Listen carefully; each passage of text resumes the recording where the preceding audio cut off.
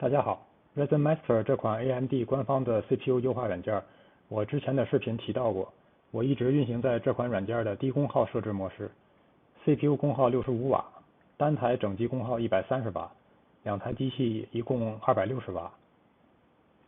这是两台机器之前的算力，左面这台机器在 17.5 到 17.6K， 右面这台在 18K 到 18.1K。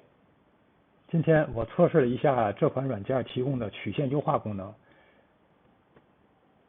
下面看一下这两台机器优化之后的算力。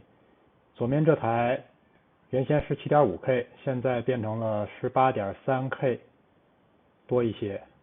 右面这台机器原先是 18K 到 18.1K， 现在变成了 18.7 到 18.8K。这样看来曲线优化的效果还是不错的。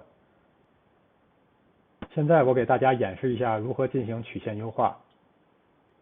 打开 Ryzen Master 软件之后，我这个是高级视图，看着比较复杂，咱们要切回这个基本视图，点击这里，这样看着设置就比较简单。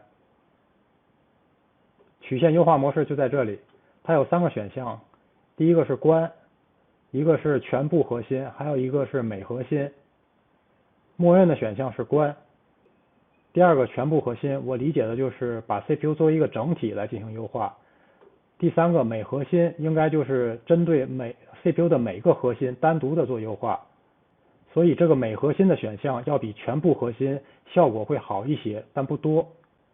上面有一个控制模式，第一个是 ECO， 这就是节能模式；第二个是默认，默认就是一个标准模式；第三个自动 OC， 这就是超频模式；第四个手动模式。由于优化一次耗时非常长，所以我只测试了这个节能模式，其他的默认模式还有超频模式、手动模式我都没有进行测试。有兴趣的朋友可以自己去尝试一下。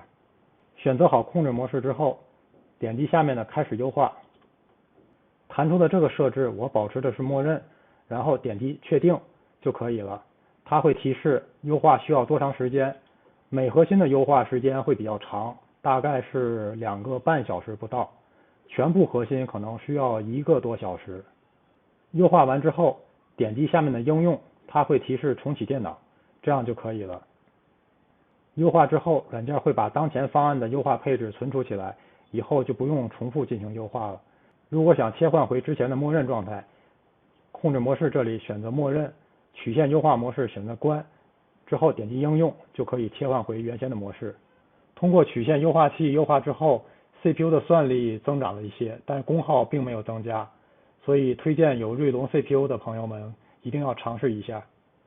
好了，这期视频就到这里，希望对大家有所帮助。